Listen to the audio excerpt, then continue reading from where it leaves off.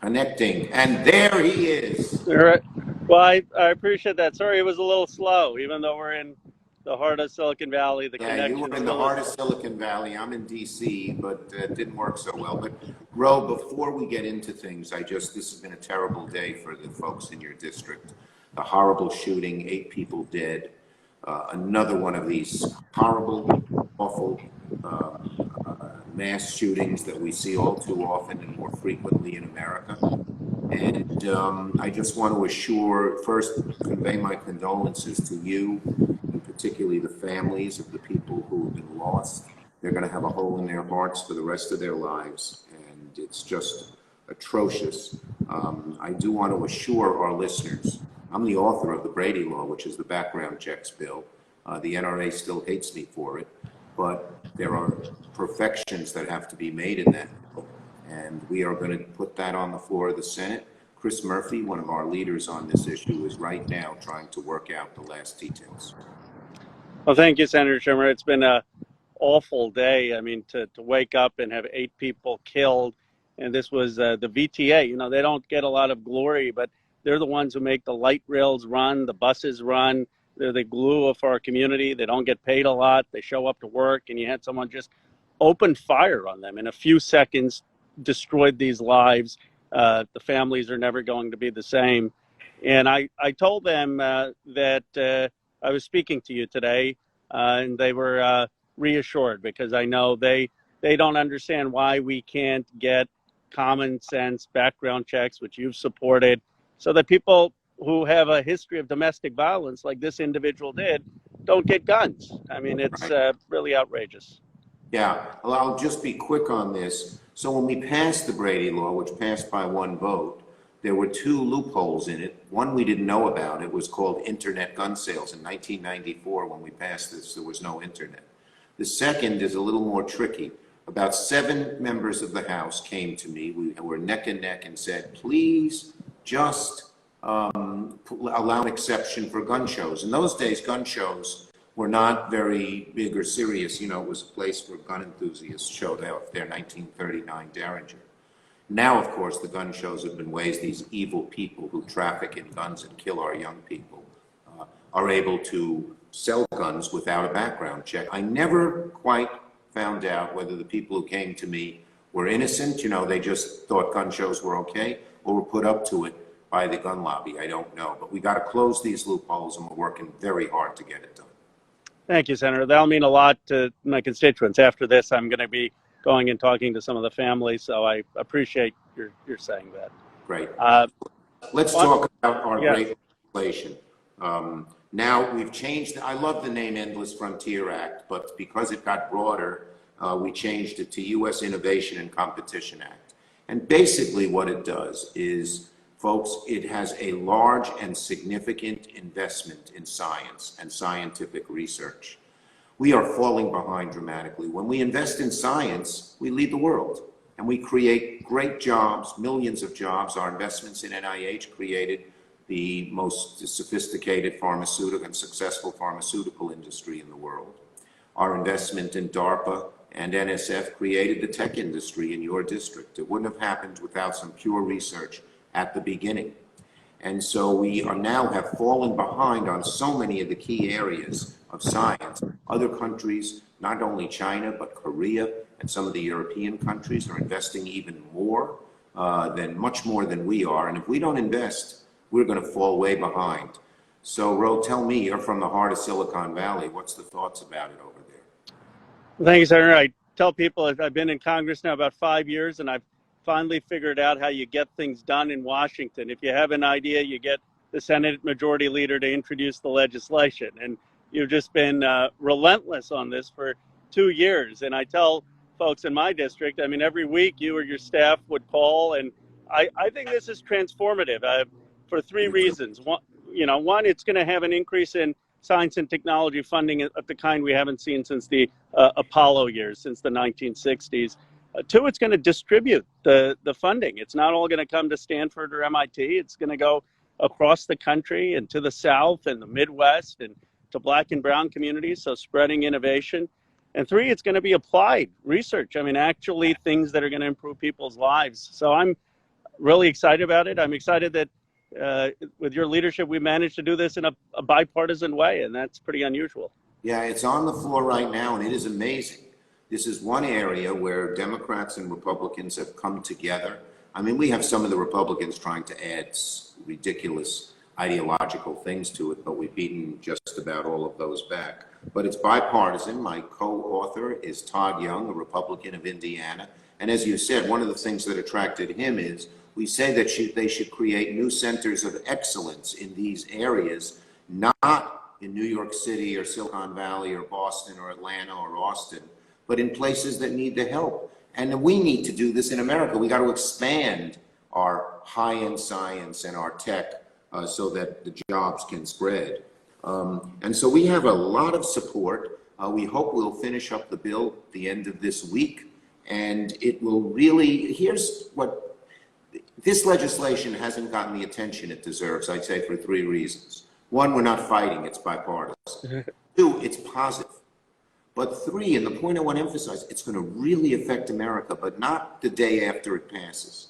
It'll take 3, 4, 5 years for this pure and applied research to start creating jobs and keeping America #1. But once it happens, it's going to help us for generations. This is going to affect my children and my little grandson in terms of the ability to get good paying jobs, live prosperous, good lives. Science and innovation have been the American strong suit, and we've abandoned it. Right now, we've abandoned it. The amount of investment in science and the sort of valley of death, taking that pure research and making it applied, which is always a place you got to jump on. It's way below not only China but Korea and many of the European countries. We got to get back, and we will.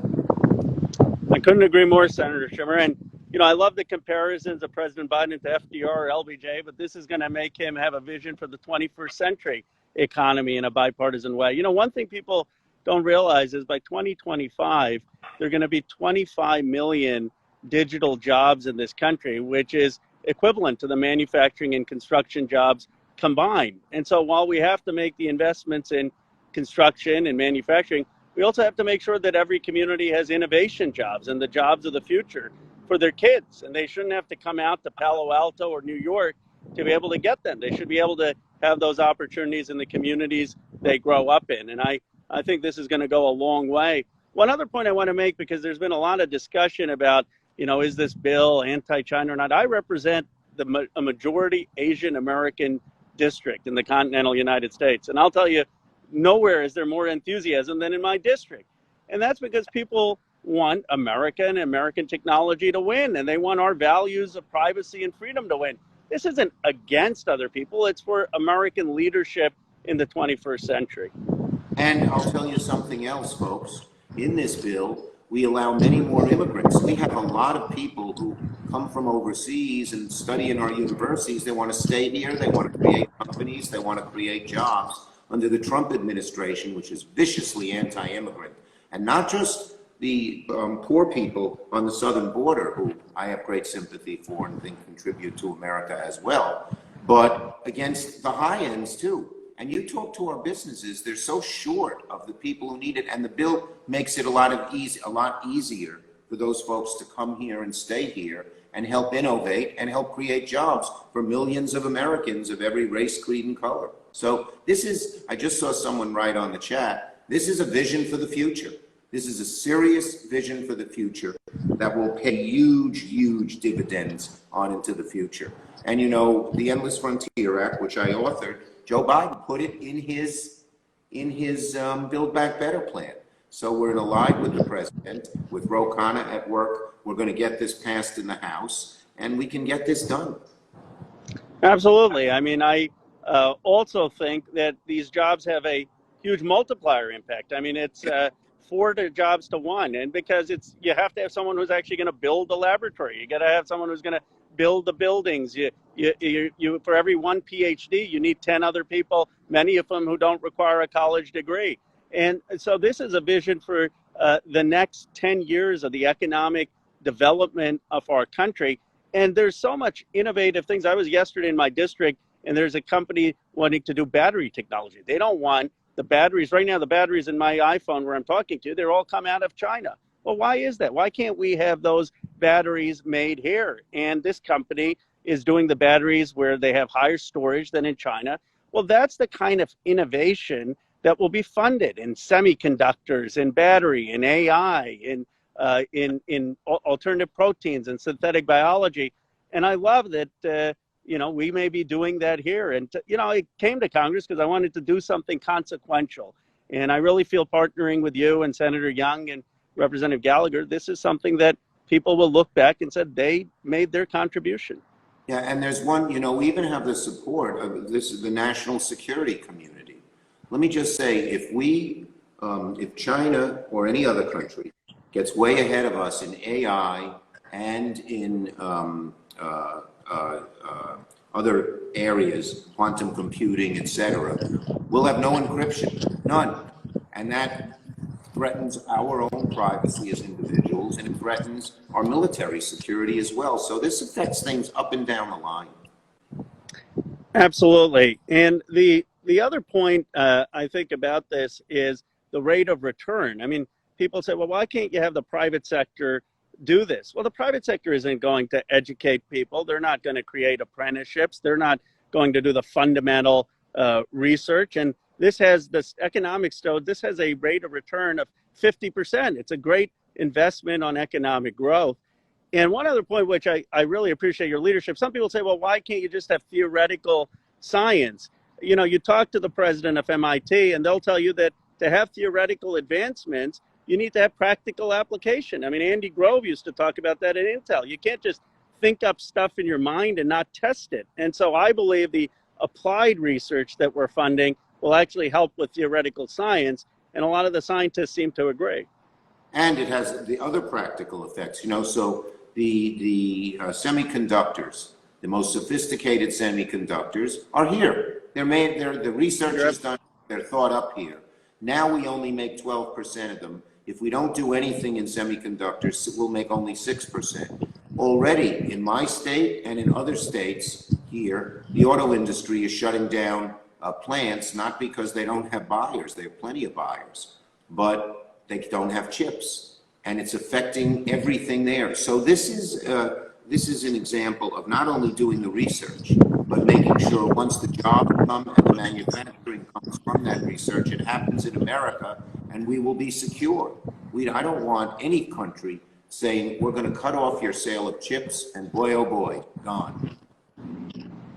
You're absolutely right. I mean, can you imagine? I mean, TSMC right now is leading in the production of the advanced semiconductor chips, and it's not because we don't do the design. We invent the things in America, we win the Nobel Prizes in America, and then we allow these other countries to manufacture. And if there's one lesson in the pandemic, is that we should not have critical supply chains offshore. You just never know how vulnerable we could be. And so your legislation and the CHIPS Act and funding the CHIPS Act is critical. And this is not corporate welfare. I mean, look, there are plenty of ways people in Silicon Valley make money. They're not interested in welfare. What they're interested in is making sure that the plants are in the United States. And let's be honest about what's happening. China is rolling out the red carpet. Other countries are rolling out the red carpet. They're saying you don't pay tax, you get all this revenue, set up the plants there. That's too much of a risk to our economy. We need these plants in the United States. I'll conclude on one thought here. One of the criticisms of government and, frankly, of American business is we don't think long term. We just go and do the quick hit things. This is long-term thinking that's going to be a huge difference on out into the future. So, Ro, thank you for carrying it in the House. We look forward to making this the law. We look forward to creating millions of good-paying jobs all across America, all around. So thank you, thank you, thank you. And everybody who's listening, I see we have a very active listener group. Call your congressman, call your senator, tell them how important this bill is, because it is. Thank you, Senator Schumer, and thank you for your leadership. I think what you've shown as the Senate Majority Leader with this is liberal democracy can be functional and we can do productive things to win. And that's a big achievement. So thank you for your leadership. Thanks, everybody, and thank you all for listening. Stay healthy.